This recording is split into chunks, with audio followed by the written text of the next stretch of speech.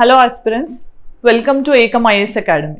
ఈరోజు మనం వీడియోలో ఏం డిస్కస్ చేయబోతున్నామంటే స్వతంత్రం అనంతరం మనకి ఫస్ట్ పర్యావరణ ఉద్యమం ఏదైతే జరిగిందో దానికి 50 ఏళ్ళు రీసెంట్గా కంప్లీట్ అయ్యాయి అనమాట. ఈ కాంటెక్స్లో అసలు మనం ఆ ఫస్ట్ మూమెంట్ ఏదైతే మనం డిస్కస్ చేస్తాం దాని గురించి చూద్దాం. అసలు దేనికోసం దాన్ని చేశారు అనేది చూద్దాం. ఎవరెవరు దాంట్లో భాగస్వామ్యం అయ్యారని చూద్దాం. దాని తర్వాత ఇలాంటి పర్యావరణకు సంబంధించి ఉద్యమాలు ఇండియాలో ఏమేమి జరిగాయో కూడా చూద్దాం అనమాట. సో ఈ వీడియోలో మొత్తం మనం environment and its related movements గురించి చూస్తున్నాం అనమాట. సో ఫస్ట్ థింగ్ ఏంటంటే మీకు ఈ ఇమేజ్ చూడగానే అర్థమై ఉంటుంది. ఇక్కడ ఏంటి, కొంతమంది లేడీస్ దేన్ని కాపాడడానికి ట్రై చేస్తున్నారు, ఒక చెట్టుని. సో మీకు ఇది ఆల్రెడీ అర్థమై ఉంటుంది. మనం ఏ మూమెంట్ గురించి మాట్లాడబోతున్నాం అంటే అది చిప్కో ఉద్యమం. సో చిప్కో మూమెంట్ అనే దానికి రీసెంట్గా 50 years కంప్లీట్ అయిందనమాట. సో ఈ కాంటెక్స్లో అసలు ఎన్వైర్న్మెంట్కి సంబంధించిన మూమెంట్స్ ఏంటి అనేది కూడా మొత్తం ఈ వీడియోలో చూద్దాం. సో ఫస్ట్ థింగ్ ఏంటంటే అసలు ఇది ఎందుకు న్యూస్లో ఉంది, దాంతోపాటు మూమెంట్ అంటే ఏంటి, దీనికి ఏమైనా దీనికి ముందు ఏమన్నా ఇలాంటి మూమెంట్స్ అనేవి ఇండియాలో జరిగాయా, అలాంటి ఇన్స్పిరేషన్తో చేశారా లేదా చూద్దాం. దాంతోపాటు దీనివల్ల మనకు ఉన్న ఇంపాక్ట్ ఏంటి, అంటే పాజిటివ్ ఇంపాక్ట్ ఏం జరిగింది, మనకి పర్యావరణం మనం బెటర్గా ప్రొటెక్ట్ చేసుకోగలిగామా లేదా అని చూద్దాం. దాంతోపాటు వేరే మూమెంట్స్ ఏంటి అని చూద్దాం. దాని తర్వాత ఇప్పుడు రీసెంట్ టైమ్స్లో ఇలాంటి మూమెంట్స్కి ఏమైనా స్కోప్ ఉందా, అవసరం ఉందా లేదా అనేది కూడా చూద్దాం. దాంతోపాటు అసలు మెయిన్గా ఈ మూమెంట్లో మెయిన్ పర్సన్ ఆర్ ఇన్స్ట్రుమెంటల్ పర్సన్గా మనం పిలుచుకునే సుందర్లాల్ బహుగుణ గారి గురించి కూడా డిస్కస్ చేద్దాం. ఆయన రోల్ చాలా ఇంపార్టెంట్ అనమాట దీంట్లో. సో దాంతోపాటు ప్రిలిమ్స్ అండ్ మెయిన్స్ క్వశ్చన్స్ చూద్దాం. ఇది environment and conservation point of వ్యూలో ఇంపార్టెంట్. దెన్ చిప్కో ఎందుకు డిస్కస్ చేస్తున్నామంటే రీసెంట్గా 50 years కంప్లీట్ అయింది. ఈ 50 yearsలో ఫస్ట్ మనం తెలుసుకోవాల్సింది ఏంటి, అసలు చిప్కో అంటే ఏంటి. చిప్కో అనేది ఎక్కడ జరిగింది, ఉత్తరాఖండ్. ఇప్పుడున్న ఉత్తరాఖండ్, అప్పుడున్న ఉత్తరప్రదేశ్లో. ఎప్పుడు జరిగింది అని అంటే 1970s జరిగింది. సో ఇప్పుడు 50 years కంప్లీట్ అయింది. ఆల్మోస్ట్గా 1973 ఎండింగ్ అనుకోండి, 2024కి ఇప్పుడు.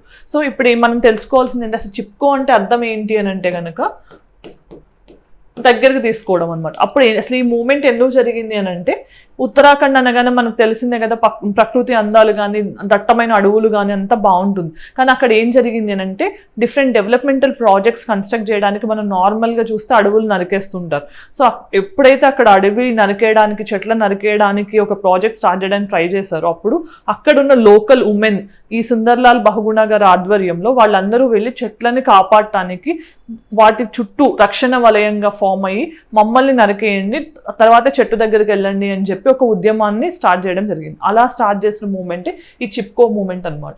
సో ఇది చాలా ఇంపార్టెంట్, ఎందుకంటే ఇది మనకి ఇండియాలో జరిగిన, అంటే ఇంతకు ముందు 1700s అంటే బ్రిటిష్ టైంలో ఉన్నప్పుడు మనకి బిష్నోయ్ కమ్యూనిటీ వాళ్ళు, అమృతాదేవి బిష్నోయ్ అనే ఆమె ఫస్ట్ టైం ఇలా చెట్టుని హగ్ చేసుకుని దాన్ని కాపాడటానికి ప్రయత్నం చేశారు. కానీ ఇండిపెండెన్స్ తర్వాత మన ఇండియాలో జరిగిన ఫస్ట్ మేజర్ ఎన్వైర్న్మెంటల్ మూమెంట్ ఏంటి అంటే చిప్కో మూమెంట్ అనమాట. సో దీనికి అసలు ఏంటి స్పెషల్ అంటే కనుక ఇది నాన్ వైలెంట్. ఎందుకంటే సుందర్లాల్ బహుగుణ గారు గాంధీయన్ ఫిలాసఫర్ అనమాట. ఆయన నాన్ వైలెన్స్ని బాగా నమ్మారు. సో సేమ్ థింగ్ వాళ్ళు ఏంటంటే ఇక్కడ రెసిస్టెన్స్ చూపించే బదులు, అంటే వాళ్ళు గొడవ, ప్రొటెస్ట్ ఇలాంటివి చేయకుండా ట్రీస్ని హగ్ చేసుకుంటూ ప్రొటెక్ట్ చేయడానికి ట్రై చేస్తారు. సో అందుకని ఇది non violent movement or non violent protest అని గుర్తుపెట్టుకోండి. దాని తర్వాత ఎవరు మెయిన్గా ఇన్స్ట్రుమెంటల్ అంటే Gaura Devi, at the same time Sunderlal Bahuguna, వీళ్ళిద్దరూ కూడా మెయిన్గా ఈ మూమెంట్ని లీడ్ చేసిన వాళ్ళు. అసలు మెయిన్ థింగ్ ఏంటి, ఎందుకోసం చేశారంటే చెట్లను నరికేయకుండా. ఎక్కడ, హిమాలయన్ రీజన్, ఉత్తరాఖండ్లో, అప్పుడున్న ఉత్తరప్రదేశ్లో. ఎప్పుడు ఆరిజిన్ దేని నుంచి స్ఫూర్తి పొందారు అంటే 1700s, ఇందాక నేను చెప్పినట్టు అమృతాదేవి బిష్నోయ్. ఈ బిష్నోయ్ కమ్యూనిటీ అనేవాళ్ళు రాజస్థాన్లో ఎక్కువ ఉంటారు. వీళ్ళు ఎలా అంటే మనకి బ్లాక్ బక్స్ ఉంటాయి కదా, కృష్ణ జింకల్ని, వాటిని పిల్లల్లాగా పాలిస్తారు కూడా, అంత జాగ్రత్తగా చూసుకుంటారు. వాళ్ళకి జమ్మి చెట్టు అనేది పవిత్రం. అలానే ఈ బిష్నోయ్ కమ్యూనిటీకి కృష్ణ జింకలు అనే వాటిని వాళ్ళు పిల్లల్లాగా చూసుకుంటారు అనమాట. అందుకనే సల్మాన్ ఖాన్ కేసులో ఎప్పుడైతే ఈ బ్లాక్ బక్స్ని ఆయన హంట్ చేశారనే నెపం వచ్చినప్పుడు ఈ బిష్నోయ్ కమ్యూనిటీనే సల్మాన్ ఖాన్కి అగెయిన్స్ట్గా కూడా ఫైట్ చేశారు. ఎందుకంటే వాళ్ళకి అంత ప్రేమ, ఆప్యాయత ఆ కృష్ణ జింకల మీద ఉంటుంది. సో అలా అమృతాదేవి బిష్నోయ్ ఇదే కమ్యూనిటీకి చెందిన ఆమె ఫస్ట్ టైం 1700sలో ఇలానే చెట్లను నరకేయకుండా అడ్డుపడి నా ప్రాణం తర్వాతే చెట్ల దగ్గరికి వెళ్ళండి అని చెప్పి అలా చెప్పడంతో అక్కడి నుంచి స్ఫూర్తి పొంది ఈ ఉద్యమాన్ని సుందర్లాల్ బహుగుణ గారు నిర్వహించారనమాట. దాని తర్వాత అసలు ఇంపాక్ట్ ఏంటి, దీనివల్ల మనం ఏం స్ఫూర్తి పొందాలి అని చూస్తే కనుక ఎన్వైరన్మెంటల్ అవేర్నెస్ అంటే ఏంటి, అప్పటి నుంచి చెట్ల మీద మనకి చెట్లు ఎంత ఇంపార్టెంట్ అనేది అర్థం చేసుకోవడం, దానికి మనం స్పెషల్గా ఎంఫసైజ్ చేసి చెట్లను పెంచడం కానీ ఉన్న చెట్లను నరికేయకుండా కాపాడుకోవడం, ఈ అవేర్నెస్ అయితే వచ్చింది. ఉద్యమం జరిగితే మనకు జనరల్గా తెలుస్తుంది కదా ఎందుకు ఫైట్ చేస్తున్నారు, ఏం చేస్తున్నారు, ఇవన్నీ తెలుస్తాయి.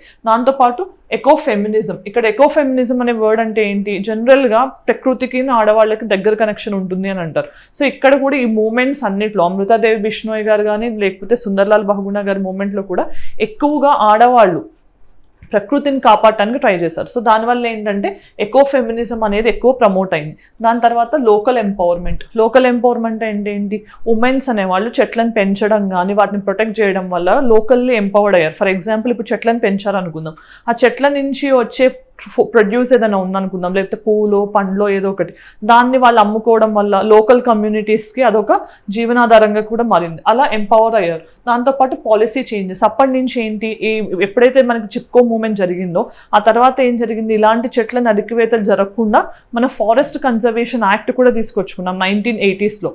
సో ఇది ఇలా కొన్ని పాలసీ పరమైన విధానాల్లో కూడా మార్పు జరిగింది. దాని తర్వాత ఇలాంటి ఇంకా డిఫరెంట్ మూమెంట్స్ జరిగాయి. అవి ఏంటి అనేది మనం ఫ్యూచర్ స్లైడ్లో చూద్దాం.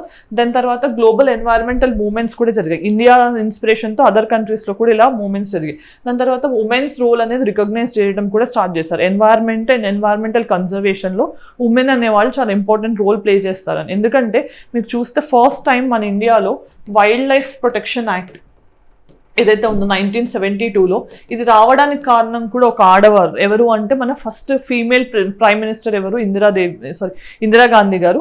ఆవిడ ఎప్పుడైతే స్టాక్హోమ్ కాన్ఫరెన్స్కి వెళ్ళొచ్చారో అప్పుడు పర్యావరణానికి ఆమె న్యాచురల్గానే కొంచెం ఇన్క్లైన్డ్గా ఉంటారు. సో అప్పుడు వెళ్ళొచ్చాక ఓకే లేదు మన ఇండియాలో కూడా ఇలాంటివి అవసరం, మనం ఎన్వైరన్మెంట్ ప్రొటెక్షన్కి వైల్డ్ లైఫ్ ప్రొటెక్షన్కి కొన్ని మెజర్స్ తీసుకోవాలనే ఉద్దేశంతో వైల్డ్ లైఫ్ ప్రొటెక్షన్ యాక్ట్ కానీ తర్వాత ప్రాజెక్ట్ టైగర్ కానీ తీసుకురావడం జరిగింది. దాని తర్వాత ఎకనామిక్ అండ్ కల్చరల్ ఇంపాక్ట్. చెట్లను ప్రొటెక్ట్ చేయడం వల్ల డెఫినెట్గా మనకి ఎకనామిక్ ఇంపాక్ట్ ఉంటుంది. అది వుడ్ అండ్ టింబర్ ఫామ్లో కానీ మైనర్ ఫారెస్ట్ ప్రొడ్యూస్ విషయంలో కానీ అలా ఎన్వైరన్మెంటల్ ఇంపాక్ట్ ఉంటుంది, ఎకనామిక్ ఇంపాక్ట్ ఉంటుంది, కల్చరల్ ఇంపాక్ట్ ఉంటుంది. ఎందుకంటే మనం జనరల్గా మన ఇండియన్స్లో ఎవరైనా కూడా ఏ రిలీజియన్ అయినా ఇర్రెస్పెక్ట్ ఆఫ్ ద రిలీజియన్ చెట్లని పూజించడం అనేది మన కల్చర్లో భాగంగా ఉంది. ఆ చెట్లని మనం నరికేయకుండా కాపాడటానికి కూడా ఇది హెల్ప్ చేస్తుంది. దాంతోపాటు forest protection and regeneration. So జనరల్గా మనం చూస్తే ఈ రోజుల్లో కూడా మనం ఈ రీసెంట్ టైమ్స్లో ఇంట్లో పెద్దగా స్పేస్ లేకపోయినా బాల్కనీస్లో కానీ టెర్రస్ ఫార్మింగ్స్ కానీ చేస్తున్నారు. అట్లీస్ట్ అది కొంచెం మంచి విషయంగా మనం గుర్తించాలి. సో చెట్లను ఎందుకు అంటే మనకి ఎవరైనా ఈ రోజుల్లో సెల్ఫ్లెస్గా ఉన్నారు అని అంటే అది ప్రకృతి మాత్రమే. మనం ఎప్పుడైతే ప్రకృతిని ఎక్కువ ఇబ్బంది పెడుతున్నామో అప్పుడు మనమే దాని వల్ల నష్టపోతున్నాము కూడా. సో మనం ప్రకృతిని కాపాడుకుంటే అది మనని కాపాడుతుంది. ఇది ఎప్పుడు మనం గుర్తుపెట్టుకోవాలి. దాని తర్వాత ఇలాంటి మూమెంట్స్ ఏమున్నాయనే చూద్దాం. ఫస్ట్ దీని తర్వాత జరిగిన మూమెంట్ ఏంటి, సేవ్ సైలెంట్ వ్యాలీ. ఈ సైలెంట్ వ్యాలీ అంటే ఏంటి, కేరళలో ఉన్న ఒక దట్టమైన అడవి ప్రాంతం సైలెంట్ వ్యాలీ అంటాం. నేషనల్ పార్క్ కూడా ఉంది అక్కడ. అక్కడ ఏం జరిగింది, ఆ అడవుల్లో ఉన్న చెట్లను నరికేసి హైడ్రో ఎలక్ట్రిక్ ప్రాజెక్ట్ అంటే జల విద్యుత్ కేంద్రాన్ని పెట్టాలని ట్రై చేశారు. అప్పుడు దాన్ని కూడా ఇట్లా కాపాడటానికి, ఆ ఫారెస్ట్ని కాపాడటానికి ఈ ఉద్యమం అనేది దారి తీసింది అనమాట. అంటే చిప్కో మూమెంట్ నుంచి ఇన్స్పిరేషన్ పొంది 1978లో అంటే కరెక్ట్గా 5 years తర్వాత ఇది స్టార్ట్ చేశారు కేరళలో. తర్వాత జంగల్ బచావో ఆందోళన్, ఇది 1982లో స్టార్ట్ చేశారు. జంగల్ అంటే ఏంటి, ఫారెస్ట్ని కాపాడటానికి. ఇది కూడా సింగ్భూమ్ డిస్ట్రిక్ట్లో కొంతమంది ట్రైబల్స్, బీహార్కి సంబంధించిన సింగ్భూమ్ ట్రైబల్స్ ఎందుకు కాపాడారు, నార్మల్గా ఆ ఏరియాలో సాల్ అనే చెట్టు డెసిడియస్ ఫారెస్ట్లో ఉండేది. ఈ చెట్టుని రీప్లేస్ చేసి టీక్ కల్టివేషన్ చేయాలని ట్రై చేశారనమాట. టీక్ అనేది ఏంటి, కమర్షియల్గా. సో అది వద్దు, మాకు న్యాచురల్గా మా దగ్గర పెరిగే చెట్లను మాత్రమే మాకు కావాలి, అలాంటి చెట్లను మేము ఇవి నరికేసి వాటికి మేము పెట్టాలనుకోవట్లేదు అని చెప్పి మూవ్మెంట్ చేశారు. దాన్నే జంగల్ బచావో ఆందోళన్ అంటారు. దాని తర్వాత ఎపికో మూమెంట్. చిప్కో మూమెంట్ లానే కర్ణాటకలో జరిగిన మూమెంట్కి ఎపికో మూమెంట్ అనే పేరు ఉంది. 1983లో జరిగింది. సేమ్ ఫారెస్ట్ని ప్రొటెక్ట్ చేసుకోవడానికి కర్ణాటకలో జరిగింది. ఇక చెట్లను నరికేయకుండా. దాని తర్వాత జరిగిన మూమెంట్ నర్మదా బచావో ఆందోళన్. మనకు తెలిసిందే, చాలా మోస్ట్ రీసెంట్ మూమెంట్ అని చెప్పవచ్చు. ఎందుకంటే నర్మదా రివర్ మీద సర్దార్ సరోవర్ డ్యామ్ కన్స్ట్రక్ట్ చేశారు కదా రీసెంట్ టైమ్స్లో. ఆ డ్యామ్ కన్స్ట్రక్షన్ వల్ల నర్మదా రివర్ మీద ఈ డిస్ప్లేస్మెంట్ అవుతుంది, దాంతోపాటు చాలా అడవులు కోల్పోవాల్సి వస్తుందని చెప్పి మేధా పాట్కర్ అనే ఆమె ఈ మూమెంట్ని లాంచ్ చేశారు. మెయిన్గా నర్మదా రివర్ మీద గుజరాత్, మధ్యప్రదేశ్, మహారాష్ట్ర రీజియన్లో బాబా ఆమ్టే అండ్ మేధా పాట్కర్ ఇద్దరు కలిసి ఈ మూమెంట్ని లాంచ్ చేయడం జరిగింది. దాని తర్వాత టెహరీ డ్యామ్ అనేది ఉత్తరాఖండ్లో. ఈ డ్యామ్ కన్స్ట్రక్షన్ వల్ల కూడా చాలా చెట్లను నరికివేయాల్సి వచ్చినప్పుడు సుందర్లాల్ బహుగుణ గారే మళ్ళీ చేశారనమాట. ఇది ఏ నది మీద అంటే కనుక భాగీరథి రివర్ దేనికి ట్రిబ్యూటరీ అనేది మీకు తెలిస్తే కామెంట్ సెక్షన్లో ఆన్సర్ చేయండి.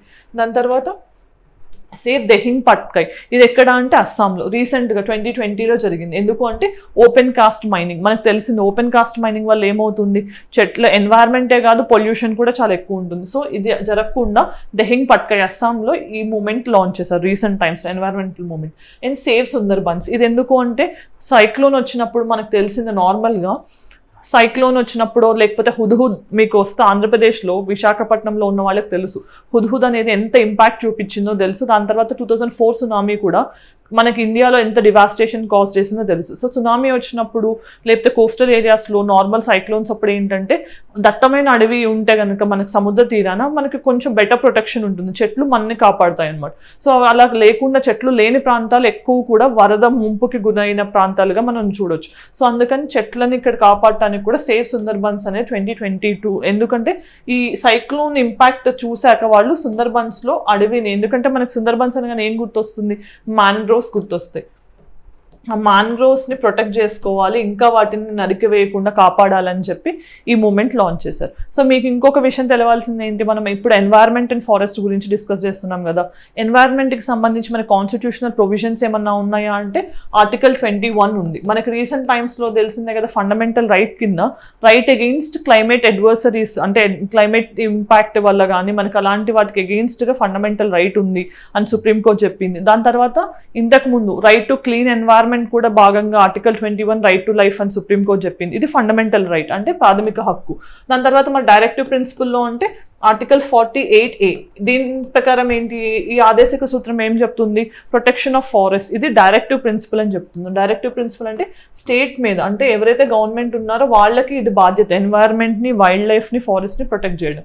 దాంతోపాటు మనం తెలుసుకోవాల్సింది 51AG, దీని ప్రకారం కూడా మన ఫారెస్ట్ని ఫండమెంటల్ డ్యూటీ, అంటే ఇది మనందరి ప్రాథమిక హక్కు, మనం దీన్ని కాపాడుకోవాలి, ఎన్వైర్న్మెంట్ని మనం కాపాడితేనే రేపు మనకి జీవితం ఉంటుంది, మన భవిష్యత్ తరాలకు కూడా మంచి జీవితం ఉంటుంది. సో ఇది ఫండమెంటల్ డ్యూటీ అనమాట. దీని తర్వాత మనం తెలుసుకోవాల్సింది ఏంటి, ఫారెస్ట్ అనేవి ఇంతకు ముందు స్టేట్ లిస్ట్లో ఉండే ఫస్ట్, కానీ తర్వాత ఏమైంది కన్కరెంట్ లిస్ట్లోకి 42nd అమెండ్మెంట్ ద్వారా దీన్ని కన్కరెంట్ లిస్ట్లోకి మార్చామన్నమాట. ఇది మనం తెలుసుకోవాల్సిన విషయాలు. దాని తర్వాత అసలు ఇప్పుడు ఇంకా ఇలాంటి చిప్కో మూమెంట్ అవసరమా అంటే ఖచ్చితంగా అవసరం. ఎందుకంటే మీకు తెలిస్తే రీసెంట్గా ముంబైలో కూడా ఒక పర్టికులర్ కమ్యూనిటీలో చెట్లను నరికేయడానికి ట్రై చేసినప్పుడు అక్కడున్న లోకల్ పీపుల్ వాళ్ళందరూ కూడా ప్రొటెస్ట్ చేసి, అర్బన్ ఏరియాస్లో మనకు తెలిసింది అన్ని అపార్ట్మెంట్స్, బిల్డింగ్స్ తప్ప మనకి ఎక్కడ చెట్లు కనపడకుండా పోతున్నాయి. చెట్లు కనపడకపోతే పక్షులు ఉండవు, అలా డిఫరెంట్ థింగ్స్ మన అన్నీ కూడా మనం ఇంతకుముందు జూలో ఎలా చూసేవాళ్ళము చెట్లని పక్షుల్ని కూడా కొన్ని సంవత్సరాల తర్వాత అలానే చూడాల్సిన పరిస్థితి వస్తుంది. అందుకని ఏం చేస్తున్నారు, ఉన్న చెట్లే తక్కువ కాబట్టి ఉన్న చెట్లను నరకడానికి మేము ఒప్పుకోము అని కూడా కొంతమంది చేశారు. ఇదే విషయం మన కేబీఆర్ నేషనల్ పార్క్ హైదరాబాద్లో ఉన్నప్పుడు కేబీఆర్ పార్క్లో ఉన్న చెట్లను నరికేయడానికి కూడా కేబీఆర్ పార్క్కి వెళ్ళే వాకర్స్ కానీ ఆ ఎన్వైర్మెంటలిస్టులు కానీ ఒప్పుకోలేదు. సో అలా మన ఏరియాలో ఎంత డెవలప్మెంట్ కూడా ఇంపార్టెంటే, కానీ అట్ ద సేమ్ టైం మన ఎన్వైర్న్మెంట్ని కూడా బెటర్ ప్రొటెక్ట్ చేసుకోవాలి. ఇలాంటి అవసరం ఎంత ఉందంటే ఖచ్చితంగా ఉంది. ఎందుకంటే ఈ సుందర్లాల్ బహుగుణ గారు ఏం చెప్తారు, ఎప్పుడు కూడా ఎన్వైర్న్మెంట్, ఎకానమీ రెండు కలిసి వెళ్ళాలి అని. దానికి ఆన్సర్ ఏంటి, ఎలా చేయగలము అని అంటే కనుక సస్టైనబుల్ డెవలప్మెంట్, అంటే ఇది మాత్రమే ఫ్యూచర్ జనరేషన్స్కి సొల్యూషన్. డెవలప్మెంట్ జరగాలి కానీ అది సస్టైనబుల్ వేలో జరగాలి, ఎప్పుడు ప్రకృతికి హానికరంగా ఉండకూడదు అనేది అవసరం చెప్తుంది అనమాట. దాని తర్వాత అసలు సుందర్లాల్ బహుగుణ గారు ఎవరు అని అంటే కనుక ఈయనే మెయిన్గా ఈ చిప్కో మూమెంట్తో పాటు తర్వాత మనం చూసింది ఇంకో మూమెంట్ ఏంటి, టెహరీ డ్యామ్ మూమెంట్ కూడా ఆయనే లీడ్ చేశారు. సో ఆయన ఏంటంటే ఎకాలజీ, ఎన్వైర్న్మెంట్ రెండు, ఎకానమీ అండ్ ఎకాలజీ రెండు కూడా ఇంటర్ కనెక్టెడ్ అని భావించే వ్యక్తి. ఈయన గాంధీయన్ ఫిలాసఫర్. దాంతోపాటు ఈయన టెహరీ డ్యామ్ ఉద్యమంలో పార్టిసిపేట్ చేశారు. దాంతోపాటు కూడా ఆయన కాశ్మీర్ నుంచి కోహిమా వరకు, కాశ్మీర్ అంటే మనకి నార్దర్న్ పార్ట్ నుంచి కోహిమా ఎక్కడుంది నాగాలాండ్ క్యాపిటల్, అక్కడి వరకు కూడా పాదయాత్ర చేశారు, environment conservation and awareness create చేస్తూ. దాంతోపాటు మనం తెలుసుకోవాల్సింది ఏంటి, ఈయనకి 2009లో పద్మ విభూషణ్ ఇచ్చారు. దాంతోపాటు ఈయన బీస్ బచావో ఆందోళన్. బీస్ అంటే ఏంటి, జనరల్గా సీడ్ ప్రొటెక్షన్కి అనమాట. అంటే నేటివ్ సీడ్స్ని మనం ప్రొటెక్ట్ చేసుకోకుండా హైబ్రిడ్ సీడ్స్ మీదకి వెళ్తే కనుక అసలు మన న్యాచురల్ బయోడైవర్సిటీ అనేది దెబ్బతింటుంది అని చెప్పి ఈయన బీజ్ బచావో ఆందోళన్ అనే దాన్ని కూడా సపోర్ట్ చేశారనమాట. ఇవన్నీ ఆయన గురించి తెలుసుకోవాల్సిన యూనిక్ పాయింట్స్. దాని తర్వాత కన్క్లూషన్ ఏం రాయాలి, ఎప్పుడైనా కూడా ఇలాంటి మూమెంట్స్ అనేవి రావాలి. పీపుల్ రెసిస్ట్ చేస్తే కొన్నిసార్లు గవర్నమెంట్ తగ్గే ఛాన్స్ ఉంటుంది, లేకపోతే గవర్నమెంట్ అభివృద్ధి అనే పేరులో ఒక్కొక్కసారి పర్యావరణాన్ని నెగ్లెక్ట్ చేసే ఛాన్స్ కూడా ఉంటుంది. అలాంటప్పుడు ఖచ్చితంగా చిప్కో 2.0కి ఛాన్స్ ఉంది అన్నట్టు మనం ఎంఫసైజ్ చేయాలి. దెన్ మొన్న ఇచ్చిన ప్రాక్టీస్ క్వశ్చన్ ఏంటి, consider the following statements regarding Artemis accord. First one, it is an American led effort to return humans to the moon by 2025. ఇది కరెక్టే. And then Artemis Accords is a binding multilateral arrangement between US government and other countries. ఇది legally binding కాదు or non binding అని చెప్పాను. So ఈ answer, ఇది statement తప్పు. Then recently India became the 27th signatory to the Artemis accord. ఈ statement కరెక్టే. ఇక్కడ ఎన్ని కరెక్ట్ స్టేట్మెంట్స్ ఉన్నాయని అడుగుతున్నారు, ఆప్షన్స్ కాదు ఇచ్చింది, ఎన్ని కరెక్ట్ స్టేట్మెంట్స్ అని. ఇక్కడ సెకండ్ తీసేస్తే 2 స్టేట్మెంట్స్, అంటే 2 ఓన్లీ, అంటే సెకండ్ ఆప్షన్ కరెక్ట్ అనట్లేదు. 2 స్టేట్మెంట్స్ 1 and 3 ఆర్ కరెక్ట్ అనే ఆన్సర్. దెన్ ఈరోజు ప్రాక్టీస్ క్వశ్చన్ చూద్దాం. Which environmental movement refers to the great game political populism by the environmentalist. Great game political populism అని ఏ ఉద్యమాన్ని పిలుస్తారు? Narmada Bachao Andolan, silent valley movement, Appiko movement, Jangal Bachao Andolan అనేది మీరు కామెంట్ సెక్షన్లో ఆన్సర్ చేయండి. తర్వాత mains question, women's movement in India has not been addressed in the issues of women in the lower strata, substantiate your view. Women movements అనేవి చాలామంది ఎవరైతే మన లోవర్ స్ట్రాటాలో ఉన్న ఉమెన్ ఉన్నారో వాళ్ళకి సంబంధించిన ఇష్యూస్ కానీ అవి అడ్రస్ అవ్వలేదు అనే స్టేట్మెంట్ని మీరు యాక్సెప్ట్ చేస్తున్నారా లేదా అనేది మీ వ్యూ ఇవ్వాలి. ఇక్కడ కామెంట్ అన్నప్పుడు, లేకపోతే ఎక్స్ప్రెస్ యువర్ వ్యూ అన్నప్పుడు మీరు సమర్థిస్తున్నారా లేదా అనేది మీ ఇష్టం, కానీ మీరు చెప్పేదానికి ఎగ్జాంపుల్స్ ఉండాలి, సబ్స్టాన్షియేషన్ ఉండాలి. సో ఇది మెయిన్స్కి సంబంధించిన క్వశ్చన్. తర్వాత ఎండింగ్కి వచ్చేసాం కాబట్టి ఈ వీడియోలో మనం రీసెంట్గా 50 years కంప్లీట్ చేసుకున్న చిప్కో మూవ్మెంట్ గురించి డిస్కస్ చేసాం. దాంతోపాటు అది ఫ్యూచర్ మూవ్మెంట్స్కి ఎలా దారితీసింది అనేది కూడా చూసాం. దాంతోపాటు మనం చూసింది సుందర్లాల్ బహుగుణ గారి రోల్ ఏంటి, ఇవన్నీ కూడా ఈ వీడియోలో డిస్కస్ చేయడం జరిగింది. Thank you for watching. Have a good day.